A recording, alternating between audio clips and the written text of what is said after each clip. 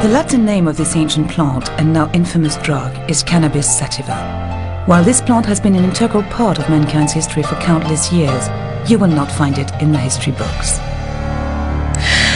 It is a plant with two faces. On the one hand, it supplies us with hemp, whose legitimate uses includes clothing, canvas and rope making. And, on the other hand, it is the source of cannabis, the illegal psychotropic drug. This is the story of Cannabis Sativa, the plant with many, many uses. We are near Le Mans, in west of France. Hemp has been grown here for hundreds of years, for both domestic and industrial use. Farmers here still use the traditional method of processing hemp, known as water retting. The stalks of hemp are extremely tough and resistant to rot, which is why it was traditionally used for ropes and canvas. Once harvested, hemp is left to soak in water before it is laid out into the fields to dry, so that the tough fibres may be more easily separated from each other.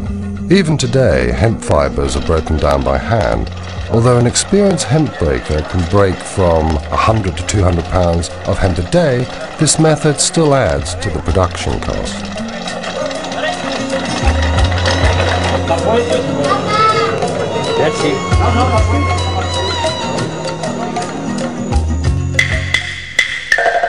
Cannabis sativa is one of the most ancient plants cultivated by mankind. Hemp processing was already developed in China 8,000 years before Christ was born. Hemp was first harvested for its seeds, a rich source of amino acids used for food. Then it was discovered that by breaking the stalks, they could use the fibers to make paper, as well as fishing nets and up to 5,000 hemp-related products, including, of course, textiles. The ancient Chinese called their country the land of hemp and mulberry. Mulberry leaves were used to feed silkworms, from which was produced the precious silk that only the rich and powerful could afford. Everyone else wore hemp clothing. Hemp is called ma by the Chinese, literally meaning plant with two forms, male and female. Hemp was also the first crop to be grown for use in war. The Chinese had originally used bamboo to make bowstrings. Then they discovered that the hemp fibre was stronger and lasted longer. Imperial decrees ordered that certain areas of the land would be exclusively used to grow hemp. An ancient legend says that hemp paper was discovered by Cai Lun, a scribe and eunuch of the imperial court. To publicize his discovery, Cai Lun pretended to die. He ordered that hemp paper should be burnt around his coffin. Then he arranged his own apparent resurrection and attributed it to the properties of his new invention. Ever since, hemp has been an integral part of the Chinese funeral ceremony known as Wu Fu, or the 5 levels of mourning. This code lays down, among other things, that the family wear different hemp clothes corresponding to their relation with the deceased. The Chinese jealously kept the secret of papermaking for centuries. It wasn't until the 5th century that this knowledge was passed on to other countries, finally appearing in Europe in the 8th century.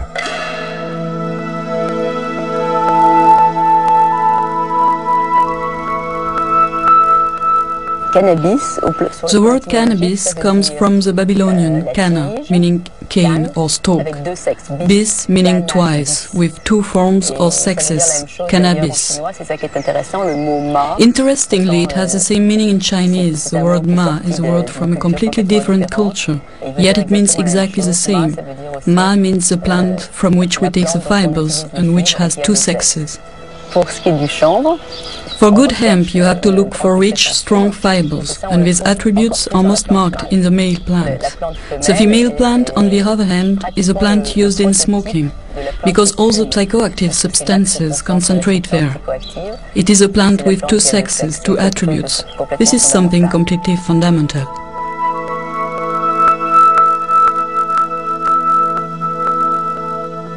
Cannabis has been used medically since the year 2800 BC, when Emperor Shen Nung founded the science of Chinese medicine. Wounds sustained in battle were bandaged in cannabis leaves. Today, doctors across the whole world are asking for the right to use cannabis as a treatment for pain, especially for cancer and AIDS. I'm a cannabis user. I've been using cannabis since I was approximately 9 years old. I've had cancer 10 times. It first occurred in my spine when I was 2 years old. I had a spinal fusion which fused my first 5 vertebrae together.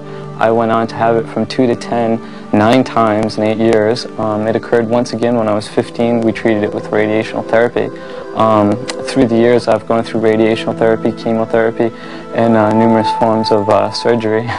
And I stumbled upon cannabis once after radiational therapy use. It alleviated my dizziness and nausea, just the secondhand smoke, and it also increased my appetite. And right now I go around the world and I try to teach people about cannabis and its benefits and its usages, because I found it so beneficial in my situation.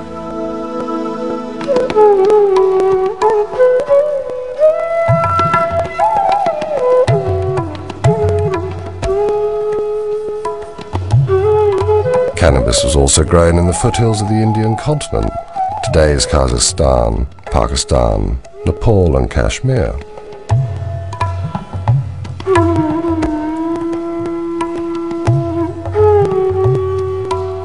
Having gathered the hemp harvest, Indian farmers used the water rotting process to break down the fibres, from which they made hemp flour, porridge or even popcorn.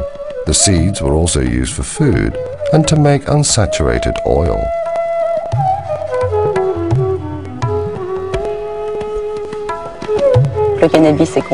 Cannabis is dedicated to Kali, the Hindu goddess, with 2 faces, destruction and reincarnation. So cannabis has been completely integrated in religious life on the Indian continent. Cannabis is consumed in a religious way to show devotion to the goddess, as we do ourselves with wine in the Holy Communion of the Catholic Church. Cannabis is also consumed socially. Indeed, you cannot imagine a wedding or a baptism without cannabis on the Indian continent.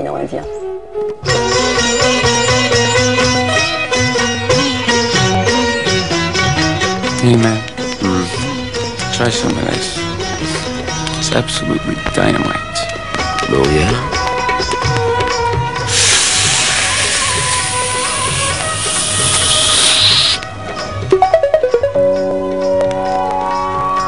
The physical effects of marijuana. The first sensations may be felt instantly after having smoked some grass, or an hour after having eaten it. Usually, you creep slowly into a stoned condition, inch by inch, sliding upward, but if you've eaten it, the effects may come upon you suddenly and strike you full force in the middle of a word.